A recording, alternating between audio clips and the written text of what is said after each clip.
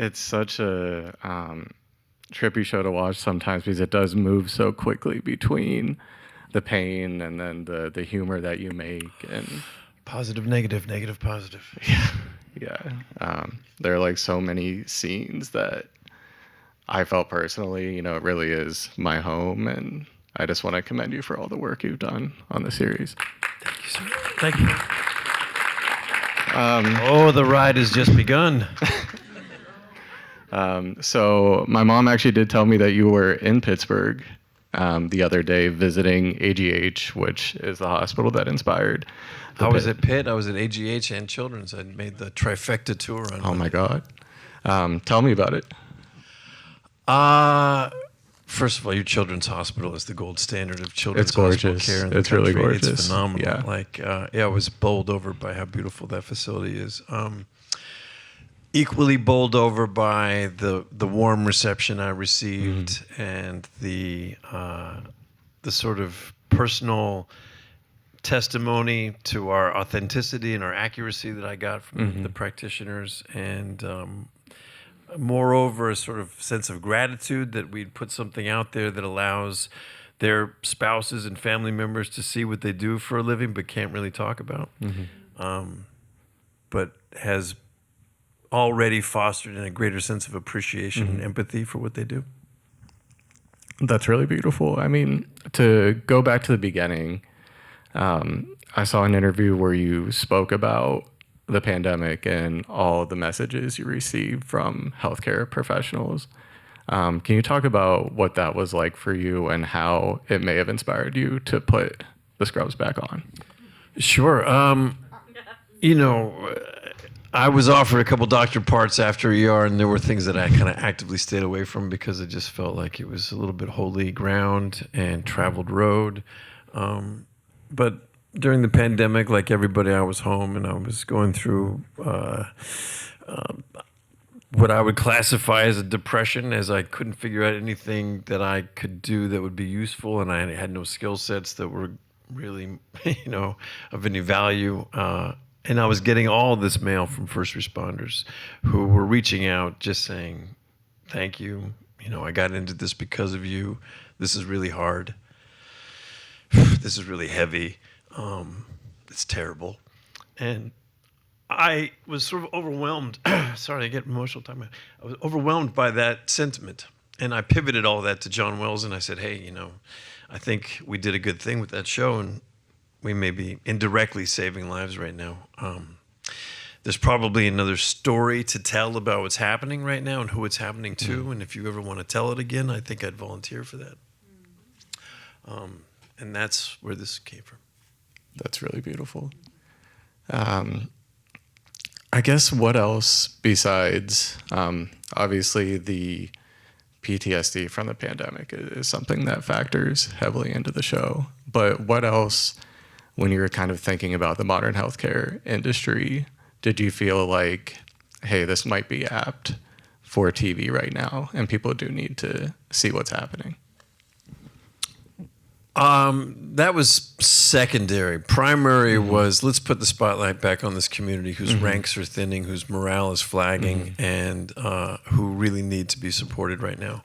Then once we began the process, it was really interesting to see how many new storylines would be au courant to talk about that weren't in on our radar 15 years ago.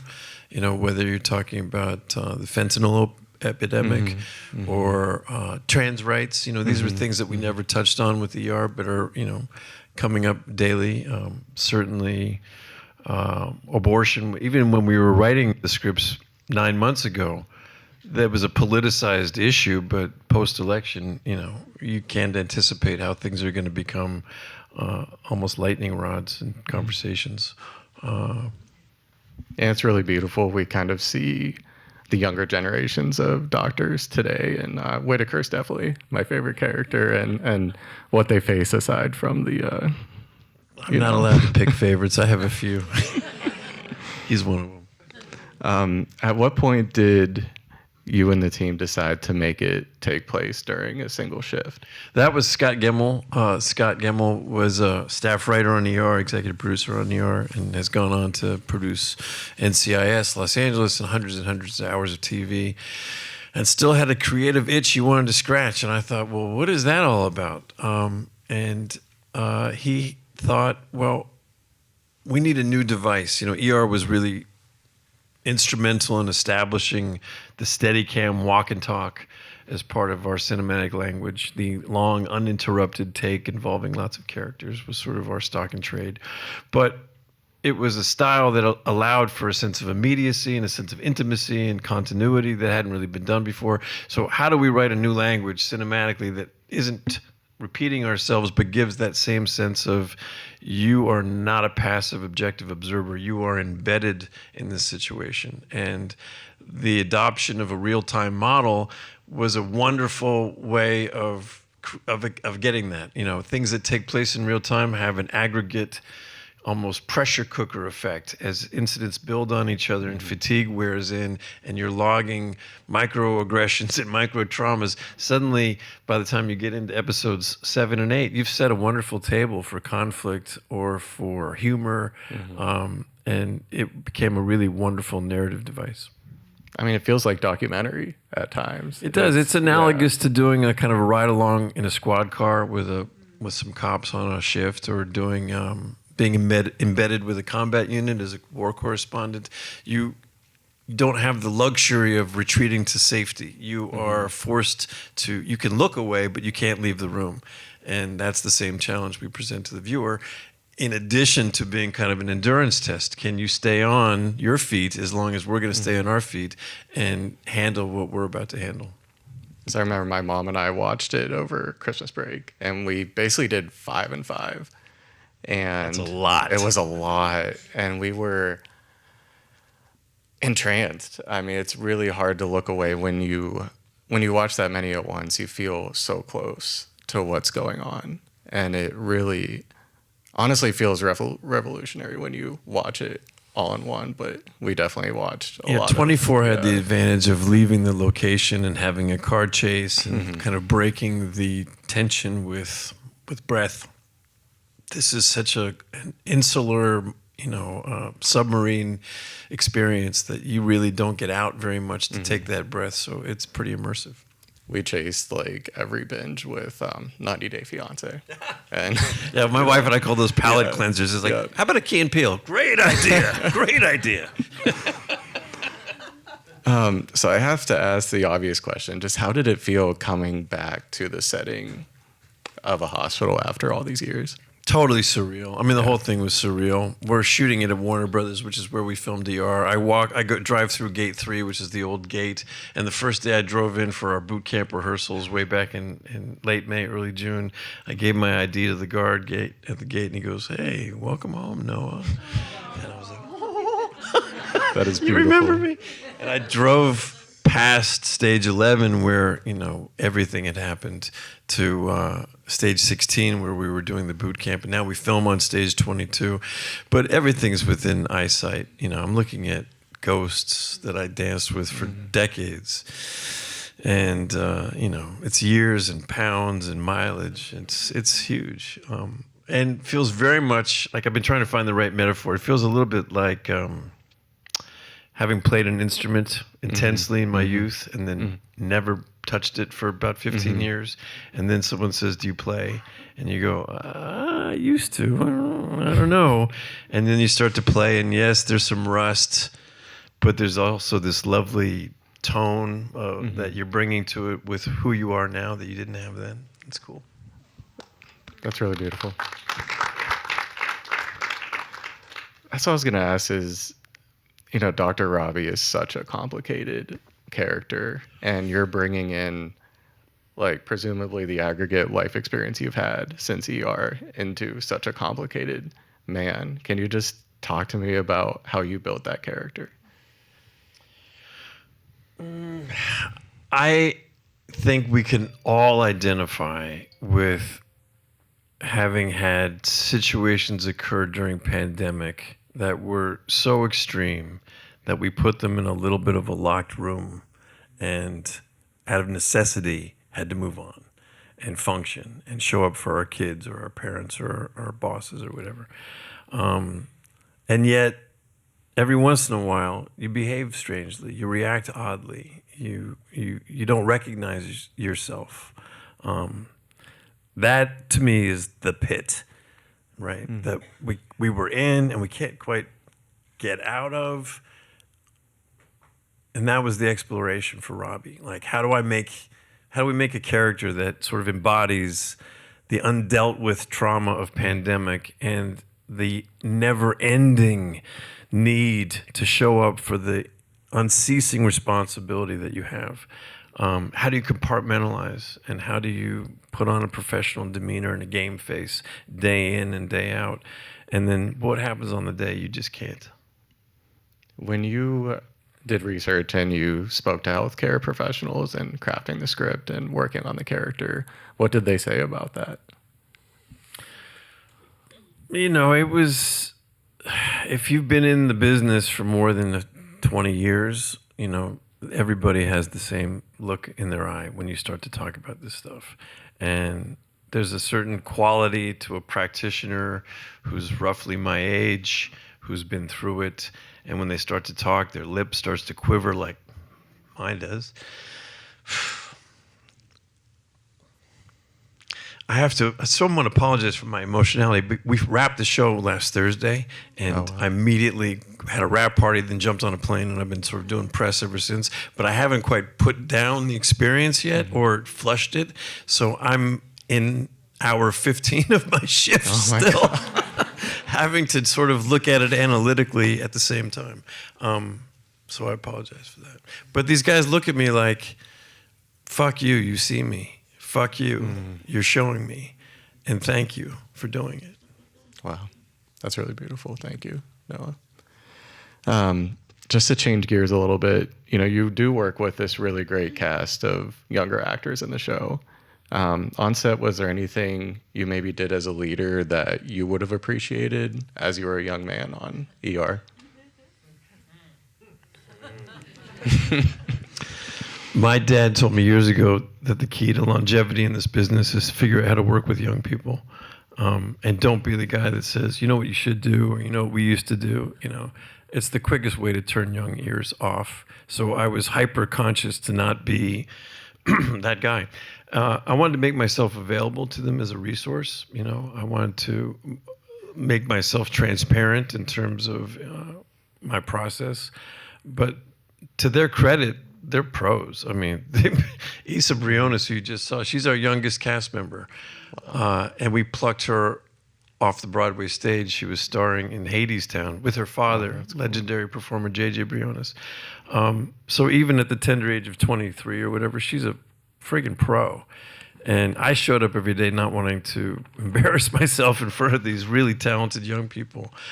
So it was symbiotic, you know. I was learning from them and drawing from their enthusiasm and in some cases their naivete and in the fact that this was all new and exciting for them. And I'd sort of lost that gear a few years ago, and watching them kind of gave it back to me a bit. What do you see in younger actors today that might be different from 10, 20 years ago? On the positive side, I see Here we go. an emotional maturity that didn't exist, and I see a defiance to be treated unfairly or disrespectfully, which I think is really significant because our business is rife with, you know, incidents and cases where the abuse takes place. So watching young people become advocates for themselves and their own mental health or their own physical health is I think, positive. It's on the negative side, you know, not all life is comfortable. Yes. And discomfort is something that is often case the norm, and living in discomfort is a skill set that's really important, not just for a human, but especially for an artist.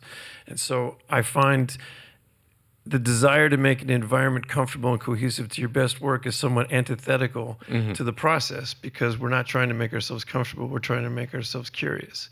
And if you're predisposed to conditions being in place to allow you to be optimum, then you're also inhibiting yourself against the possibilities of those conditions not being in place. So a lot of my technique has been stick it in a backpack, take it anywhere in the world, any time of day, it'll work for you. And I'm trying to impart that to young people to say, like, it's great when you're on a soundstage working for John Wells and we're only shooting 4 scenes. It's hard when it's in the rain and it's your kid's birthday and you're in another country going through a divorce. I hope you can still perform under all those conditions. It's hard. It's really hard to navigate that as a leader or someone in a mentor role, to kind of have that bedside manner. I'm also painfully aware of the fact that everybody's road is singular to themselves, and advice is very subjective. There may be commonalities in people's experience, but I don't know anybody that's had my exact experience. So my advice to other people is always colored with I don't know what the hell I'm talking about. Same. So to get back to the pit, we see bugs falling out of ears. We see brain worms. We see all kinds of ridiculous We things. wrote that before RFK's diagnosis, by the way. Neurocystic sarcosis was on our radar before it was on your radar. Truly pioneering. In all of your TV doctor experience, was there anything in the pit that came up in the script that actually surprised you? That was new to me? Mm-hmm. Procedure-wise? Anything? Like even having like an automatic CPR machine That was new information. Yeah. to me. Oh, absolutely. I mean, Yeah. in the old days when we did intubations, we did them with a laryngoscope, and we had to, visualize where the vocal cords was and pray we didn't hit them and all that. Now you have these fiber optic glide scopes. It's almost like a video game. You're just threading the needle and you're watching it. It's relatively easy. And we make a lot of references to younger doctors becoming technology reliant and not having the same diagnostic skills that the older generation used to practice out of necessity. And we play with that a little bit. What if in an extreme situation you didn't have all these resources at your disposal? Could you still deliver a high level of care? I mean, I probably paused it with my mom like 6 times an episode. I was like, can they do that now? Yeah.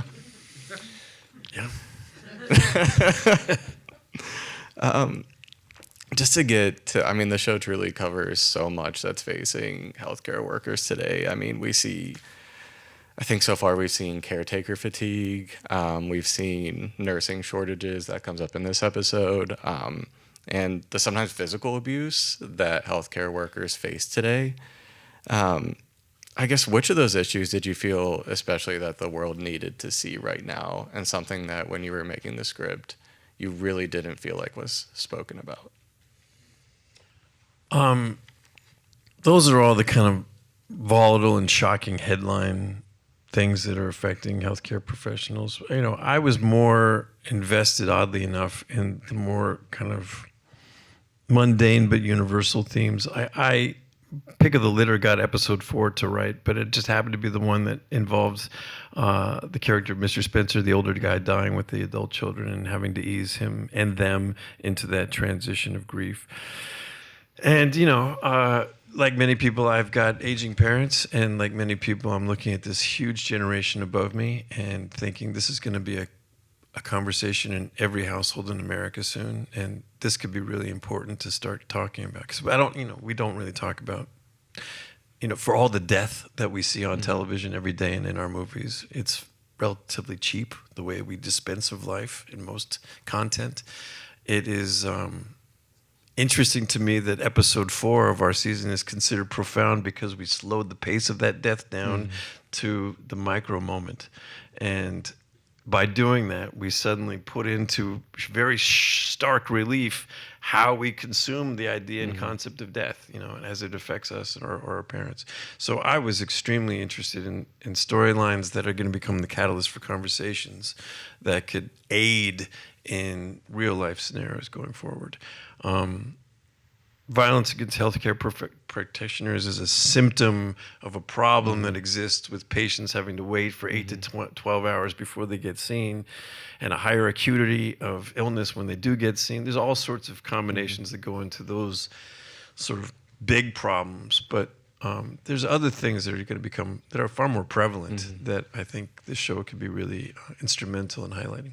I mean, that is beautiful in that episode, and in other moments you really do slow down and show what palliative care actually looks like. And my sister did go from the ER to becoming strictly a palliative care doctor, and the things that I hear from her are truly just so difficult, and no one situation is unique, and the kind of person that you have to be. That's truly noble work. Those are angels walking among us that do that work.